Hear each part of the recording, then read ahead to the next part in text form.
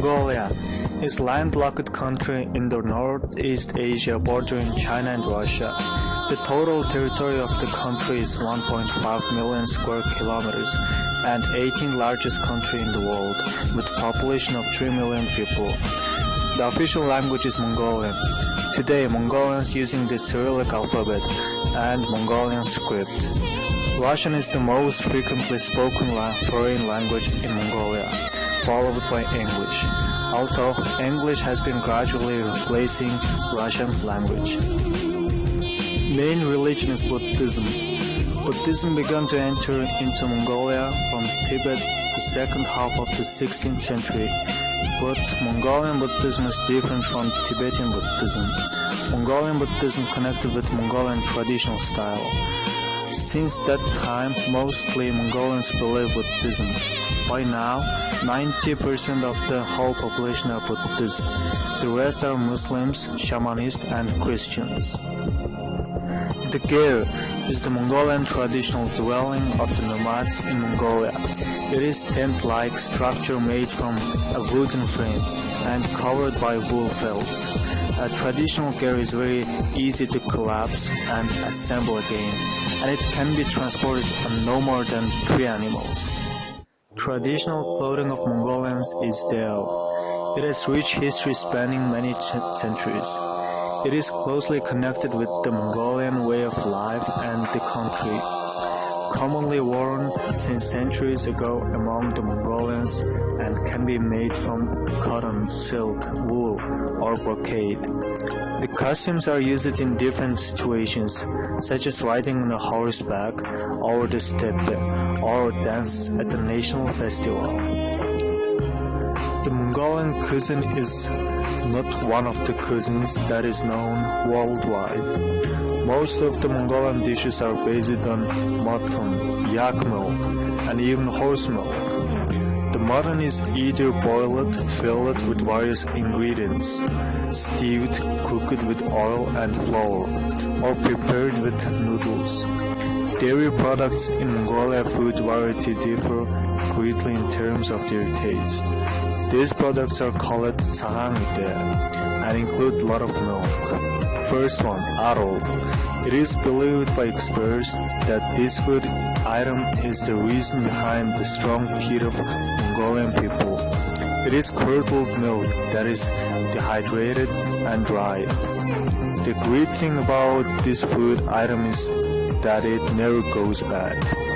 Second, arek, the national drink of Mongolia. This is primarily made during summers in Mongolia, especially in the rural regions. The drink is also popularly served during weddings, festivals, and other special events. It has alcohol content of about 7%. Some Mongolian people are known to consume about 3 liters in just one go. The main national festival is Naadam, which has been organized for centuries and takes place over 3 days in the summer. Consists of 3 Mongolian traditional sports: archery, horse racing, over long stretches of open country, not the short racing ground, track practice in the west, and wrestling, traditionally recognized as the 3 mainly games of Naadam. Game. Mongolian traditional games can be divided into 2 general types on the basis of their general form. Games which are played using simple and readily available materials such as stones, sticks, or animal bones, and games which are played using objects created by the artistic means, namely with painted or carved pieces. The most unique Mongolian game is shaga, or you can say ankle bones, which, as the name suggests, is played using the cleaned and polished ankle bones of sheep. Each of the 4 sides of the ankle bone represents a different animal: horse, sheep, camel, and goat. Although there are many games which can be played with the bones. In the earlier times, families which managed to collect more ankle bones than they needed would select an auspicious day and go to play the game of multicolored turtle on the top of a mountain, leaving the bones afterwards as an offering to the mountain or to the sky. This game is played with a number of bones corresponding to one of the auspicious number in the Buddhist faith, most often 81 or 108. Homi. Homi is a very specialized type of traditional music, and the musical instrument is actually different types of sound made by a person using his throat and lung energy together with some background music.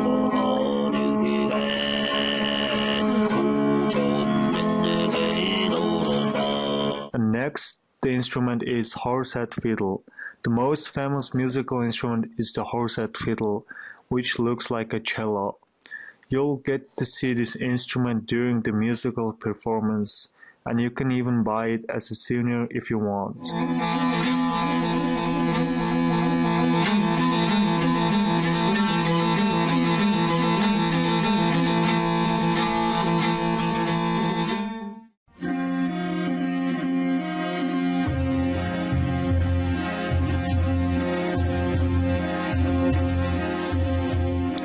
If we see some historical side, Mongolians were hierarchy.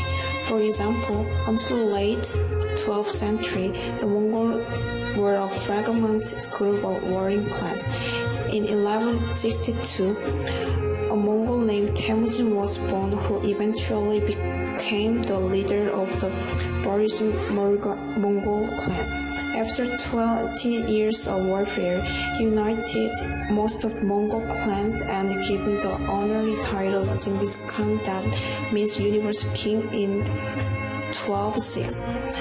The imperial conquest of the Mongols under Genghis Khan enabled them to expand their empire far beyond their own territories in Asia. Even nowadays, there are some position hierarchy came up in some working area. For example, high position people are arrogant with low position workers. Visiting their grandparents, meeting with their relatives, having a group meeting with friends make Mongolians more group-oriented people. Furthermore, in countryside, they visit each other to share daily news even in ordinary days. On the other hand, in some other aspects, Mongolians are individual people. Mongolians are facing with some problem in teamwork or in group sports. In working place or in school life, they first try to know each other. Then they are going to next step, which is focusing on the project or works together. This makes more efficient, so Mongolians are more close to relationship. Risk and cautious mostly depends on people. How did they grow up from child? What personality they learn? Mongolians are unconstrained and warm-hearted people, as they treat others warmly and politely. They greet everyone in every situation, even they do not know each other. One of the most salient characteristics of the Mongols was a strict sense of honor and loyalty and respect for these qualities in others, even opponents. This characteristic makes Mongolian more direct.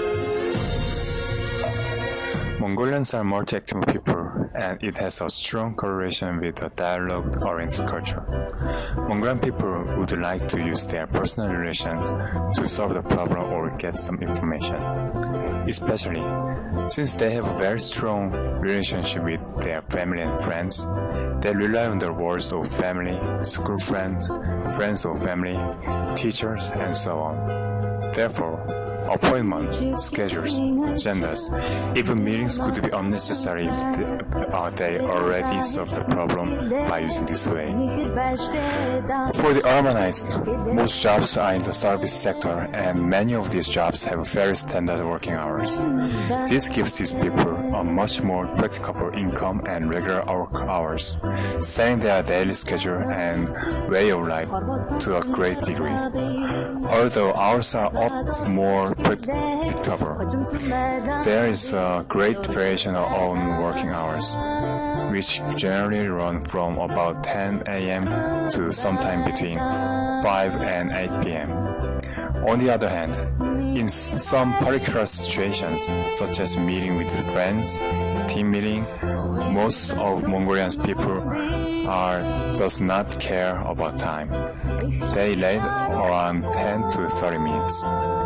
Schools also tend to have regular hours, but the hours vary. In many cities, there are a limited number of schools, so many young children attend school in the afternoon, beginning at about 12:30 p.m. and the older students go to school in the morning from about 8 a.m. to about 1 p.m.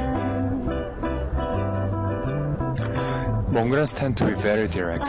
If they like you, you'll know it right away. And the opposite is true as well.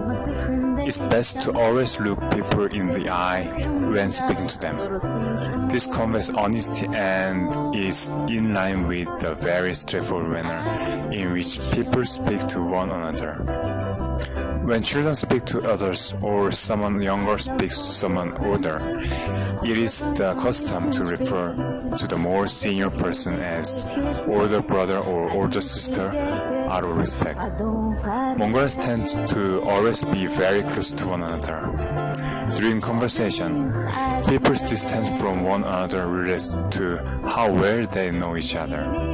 Male friends will often place a hand on others' shoulders when speaking, for instance. Touching during conversation is not really considered taboo, except what one may call inappropriate touching. Avoid touching people's legs. Putting a hand on legs would be rude. And with exception of very small children, you don't see much hand holding, even among couples. Overt expression of love through physically are not really deemed appropriate in public. It's not common to see young couples kissing in public, and even hugging for more than a few seconds is considered a bit unusual. Avoid putting your hands near someone's face unless you really love or really hate the other party. In terms of speaking, there's a lot of gesturing and pointing, making dramatic facial expressions.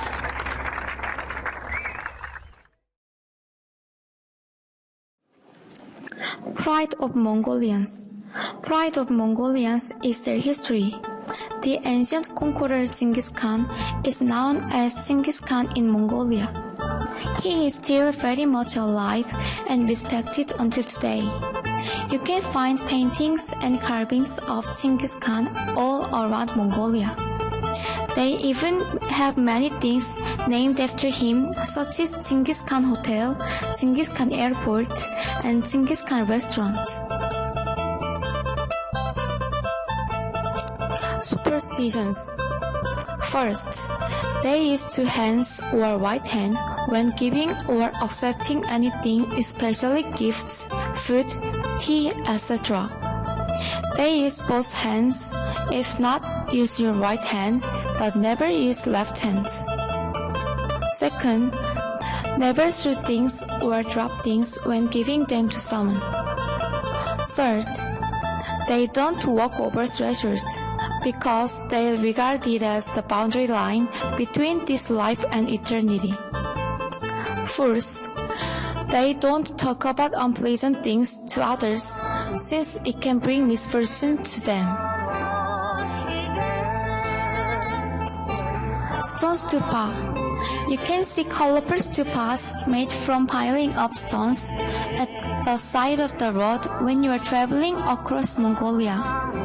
This is of Buddhist significance, and it is said that if you walk clockwise around the stupa for 3 rounds, it will bring good luck to you. Also, leaving a personal belonging at the stupa will also bring good luck. Fire. They deem fire important because they come from nomadic life. Fire is sacred for Mongols, and it would be highly offensive to put anything unclean into someone's house. It is good to be environmentally conscious and try to dispose your garbage into the fire. But before you do that, you should ask your host if it is fine to throw into the fire. For example, it is okay to put your candy wrapper into the fire, but it is not okay to put the tissue in which you just blew your nose. Common sense. Don't throw keys to anyone. Really don't throw anything to anybody. You